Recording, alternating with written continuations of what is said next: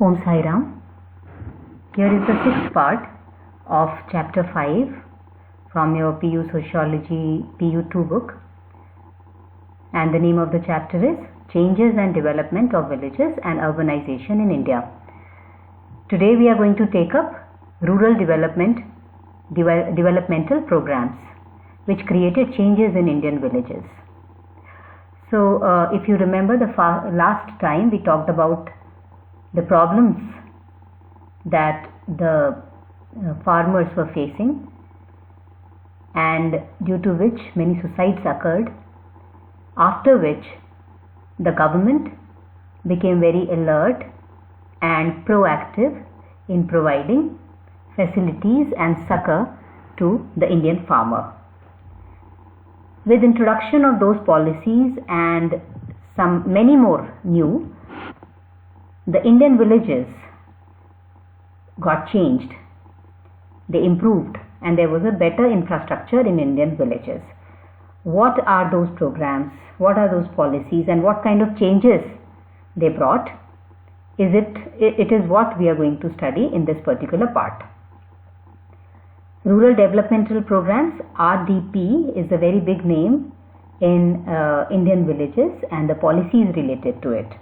But before we go on, we have to answer the questions from the last part. So the first question was, explain the two committees appointed by the government of Karnataka to study the agrarian crisis, Dwarkanath Committee and G.K. Veeresh Committee. Explain the agricultural Panch Sutras to protect and improve soil health, conservation of natural resources with special emphasis on water and micro irrigation, timely availability of credit and other inputs to the farmer, integration of post-harvest processing with production process, transfer of technology. These are the 5 points which are called agricultural Panch Sutras. Write the recent policy initiative to mitigate farmer suicides in Karnataka. So these were the policies to mitigate the farmer suicide. Loan waiver and relief. Exorbitant Interest Rate Act 2004 was introduced. And response to farmers' distress, which came in these many points. Health insurance schemes were given. Interest rates of the loan reduced. Review on compensation policy. Raita Sampark Kendra, crop insurance, seed subsidy, watershed development programs, market intervention scheme, and agricultural research. So these were the answers to the questions we asked you the last time. Now let's go on with the present chapter, where we're going to discuss rural development programs. So what is the meaning of it? They are basically designed to improve the economic and social well-being of the rural poor, and they will undertake the overall development of the rural areas, which will improve the quality of life of rural people. That means their quality of life will become better. They were living in a lot of poverty, they were living in inadequate infrastructure, no water, no electricity, no formal roads. All these things will be taken care by this project of rural development. Introduction of schools, introduction of hospitals. We have all studied that these were the problems with Indian villages. After studying those problems, these many programs have been introduced. So according to Katar Singh, rural development is a process leading to sustainable improvement in the quality of life of rural people, especially the poor. So please remember this line, quality of life of rural people. Quality of life is what we have just discussed. They'll have better facilities and better way of living. Here comes the World Bank, which defines rural development as a strategy designed to improve the economic and social life of a special group of people, the rural people. There are two major types of rural development programs. So what are those? Production-oriented programs and non-production-oriented programs. So what are production-oriented programs? They are targeting production and services. So what are the production in the rural area? Agricultural production and allied services production. For example, subsidized fertilizers. Basically these things will improve the agricultural practices and will take out the stress which was there so much on the farmer's head. So now subsidized fertilizers will be given. That means fertilizers at a very cheap rate. Providing irrigation credit. Money as a loan given for irrigation projects to the villagers. Locating village industries and so on. So they will find the village industries, and this will come under allied jobs or occupations that the villagers take on. That will built into village industries. So sometimes you must have seen cloth industry or weaving industry, little artifacts that come from village industries. These activities may affect either the whole community or a particular section of the community. For example, community development projects, land reforms, Panchayati Raj, poverty alleviation programs like integrated rural development programs, etc. So under these names, production oriented programs will take place. So what are these names? These are community development projects, CDP. Land reforms projects, that is, earlier we studied that the land was in the hand of very few zamindars or the owners of the land, and there were many laborers who were working on the land, or there were people who had borrowed the land on rent. So there was a lot of exploitation going on in the name of land. So the government again introduced some land reforms which will make or bring some kind of equality amongst the people in the village by equally distributing the land. Equally or on the basis of certain grounds, the land will be distributed even to the poor people.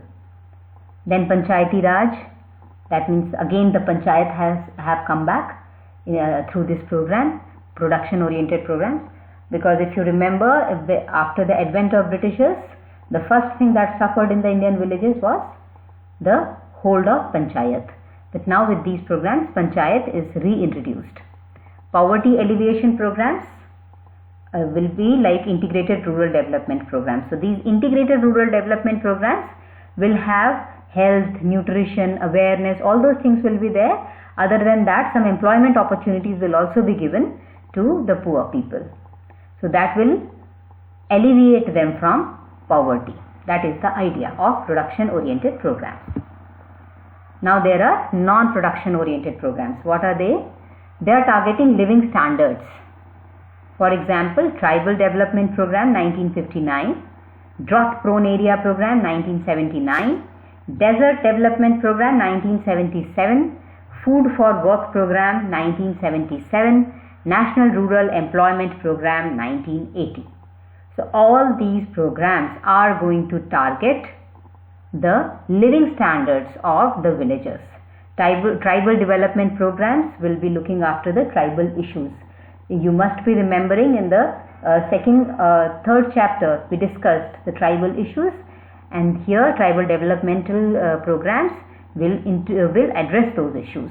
Then drought prone area program, where the droughts are very frequent. So these areas will also come under their target for the improvement. Desert development program, some areas have become barren, they are like desert. So those also will be developed through these programs. Then food for work program, that you work and you get food. You get little food for your sustenance. That kind of a program will be introduced. And then National Rural Employment Program, very important program which undertook the problem of unemployment of Indian villagers. As we had seen that they were basically dependent completely on the agriculture. So these programs are aimed at various levels, increasing assets and benefiting people through social upliftment, poverty alleviation, self-employment programs, and politically supported Garibi Hatao and 20-point program. The basic aim of these programs has been to achieve community participation, removal of social evils, and improving the quality of life. So why were these programs introduced? To achieve community participation. When we look after the well-being of the community, community will definitely participate in these programs, and then only these programs will become successful. Removal of social evils. You already know that the major factor why the farmers committed suicide, according to Viresh report, was gambling, alcoholism, and women's lower position, their participation is not there in the development. All those things will be removed. These are called social evils. They will be removed. Unemployment, these are social evils. They will be targeted by these programs, improving the quality of life. And when we remove these social evils and reintroduce the better life, the quality life to the rural people, definitely their life will improve. So what are these programs? Let's discuss some major rural development programs. First one is land reforms. Land to the tiller or land to the landless were the main slogans of the land reforms. So earlier this land was in the hands of a few landlords or the zamindars who were on a very minimum wages, extracting a lot of work from the landless laborers or the tillers. So the government introduced this policy that the one who tills the land will get the land. So these were the main slogans of land reforms. And the productivity in agriculture is mainly dependent on technological and institutional factors. So this particular fact was understood by the planners, that technological improvement is very much required to improve the productivity in agriculture, and also institutional factors. What are institutional factors? Which are employed for the production.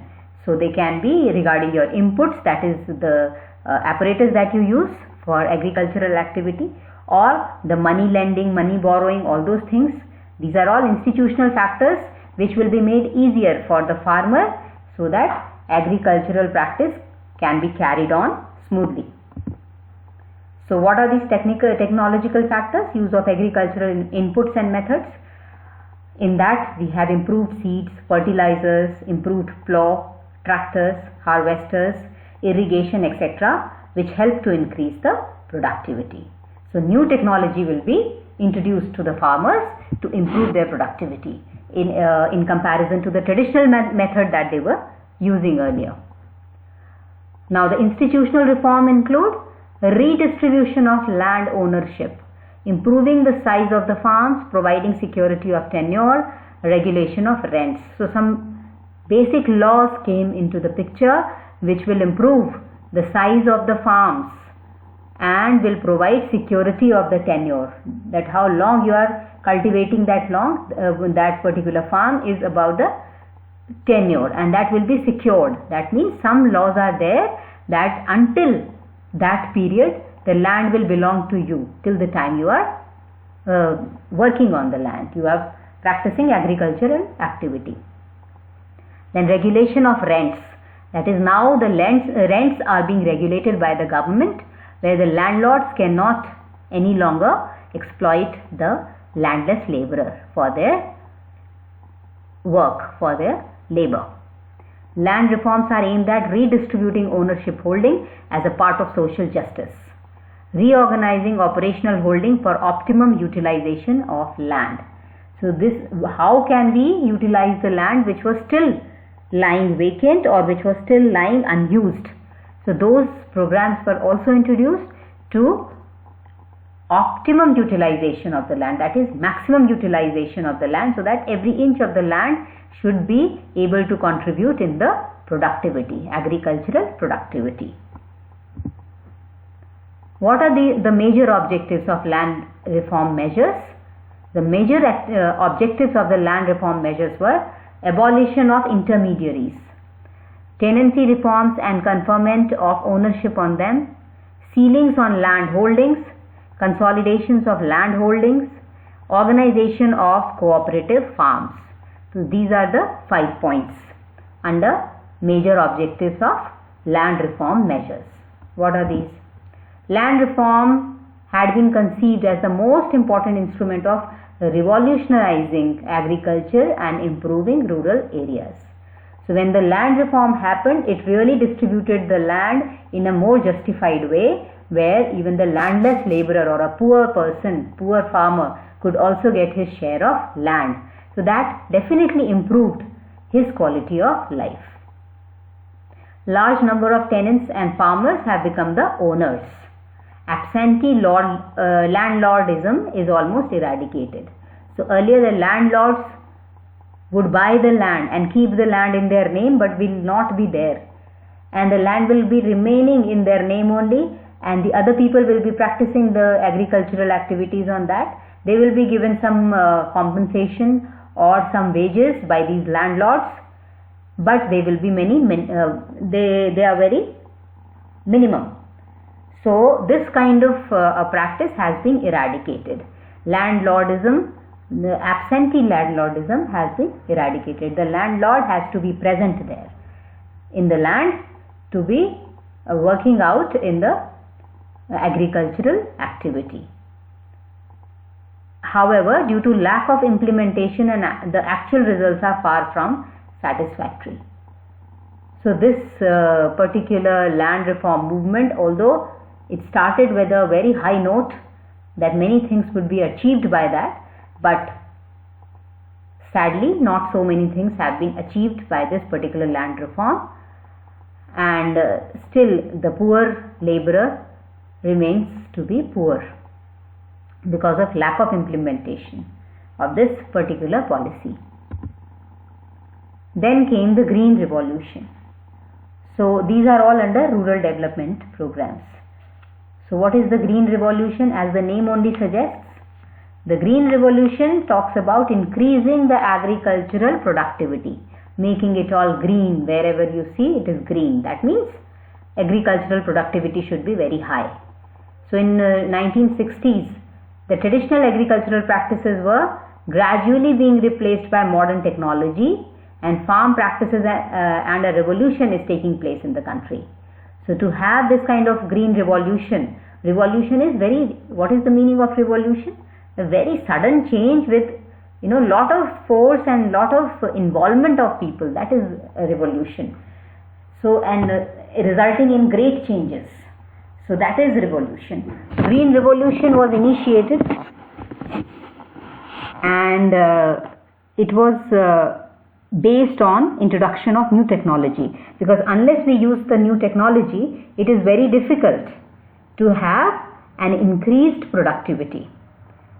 So new technology was tried in 1960-61 on pilot projects. What are pilot projects?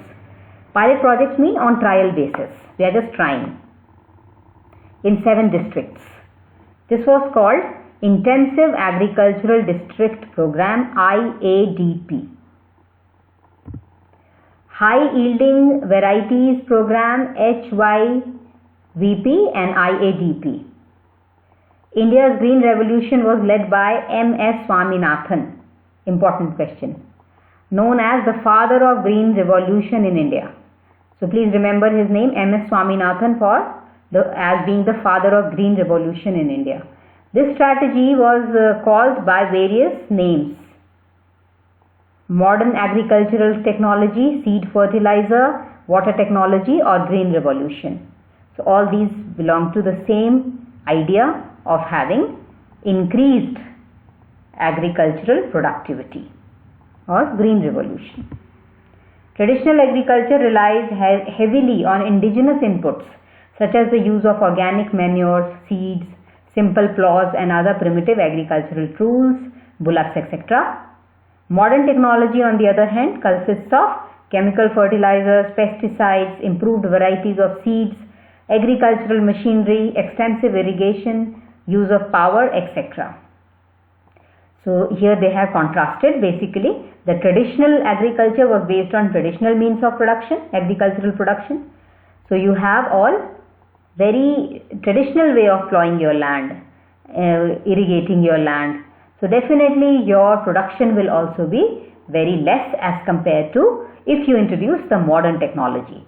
So modern technology will have as we read about the hybrid seeds and very fast growing seeds, and better means of irrigation, better means of harvesting, better means of storing the agricultural produce. So this will definitely improve the status of the agricultural practices in India and resulting in the improved life status of the farmer, Indian farmer. Since 1966, the use of modern agricultural inputs increased at a compound rate of 10% per annum, to contrast to the additional inputs rising at the rate of only 1% per annum during the same period. So you can see the contrast, 10% and 1%, with the use of modern agricultural inputs. The successful adoption of the new technology has led to continuous expansion in agriculture. Modernization of agriculture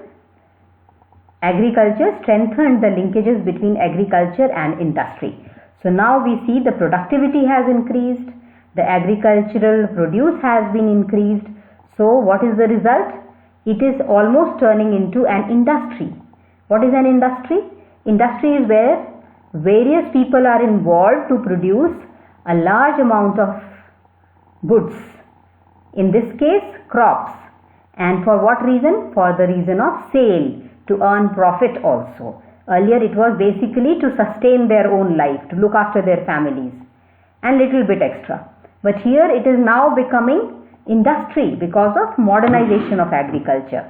So now you can compare an Indian farmer with an developed countries or a Western countries farmer, but still there is a lot of difference between the two. However, the government understood that unless they introduce the modernization of agriculture, the scene at agriculture is not going to improve. So it made the farmer market oriented. Demand for agricultural credit also increased. So now it has become an institutional practice. Now the banks have a special quota to give agricultural credit because it is now turning into an industry. Then increased production of commercial crops would enable the expansion of agro-based industries. So now these commercial crops are there, which will expand these agro-based industries. And on the basis of these agro-based industries, you must have seen improved medicines which come from these agro-based industries, or better grain, better food. All these are coming from these highly advanced, modern, technologically advanced agricultural industries. So it is improving the life of the farmer also. Now the next part was for improvement of villages, for development of villages.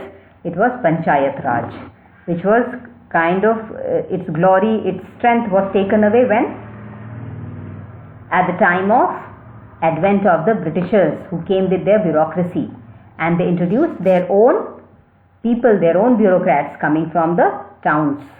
Here the Panchayat Raj understood, the government understood that the people from the village only understand their problems the best. So they only should be governing the village at a lower level. Local people should be governing their own village. They know their problems the best. Other people, outsiders, do not know their problems. So came the Panchayat Raj. So Panchayat Raj is the real democratic political apparatus. Why democratic? It is democratic because what is democracy? Democracy is like giving power to the people. So here the power is given to the local people, the local villagers. That is why it is democratic. It would bring the masses into active political participation. So obviously all these people, all those who are in the village, will be involved in the administration of the village and not the outsiders. Generally it is also called the decentralization of democracy. Decentralization of democracy would mean that now democracy is not centered in a particular city. For example, this government is practicing democracy, so it will be practiced from Delhi, which is the capital of India.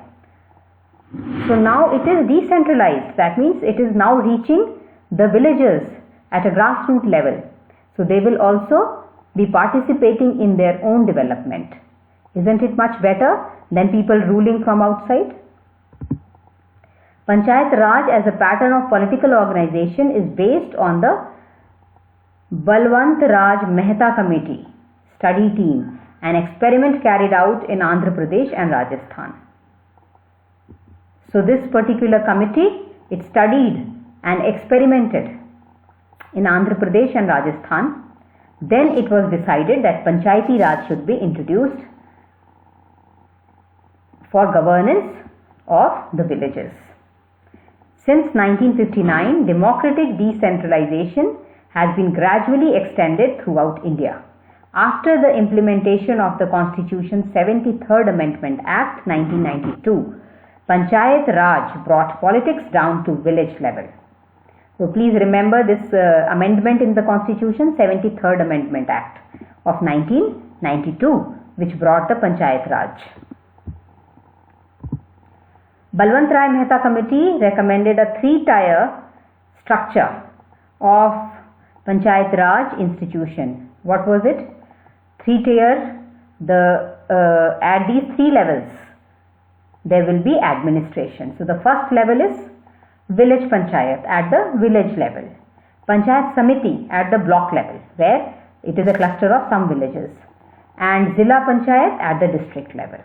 This is how the work of the panchayat will be carried out, and all these three administrators of these panchayats will be in connection with each other. Whenever support is needed from outside, support will be provided. So that way, this kind of system where they are all associated at smaller, bigger and the biggest level, they will be given support. The villages will be given proper support. Now, what are the functions of village panchayat? The functions of village panchayat are, basically they are looking at the well-being of the villages.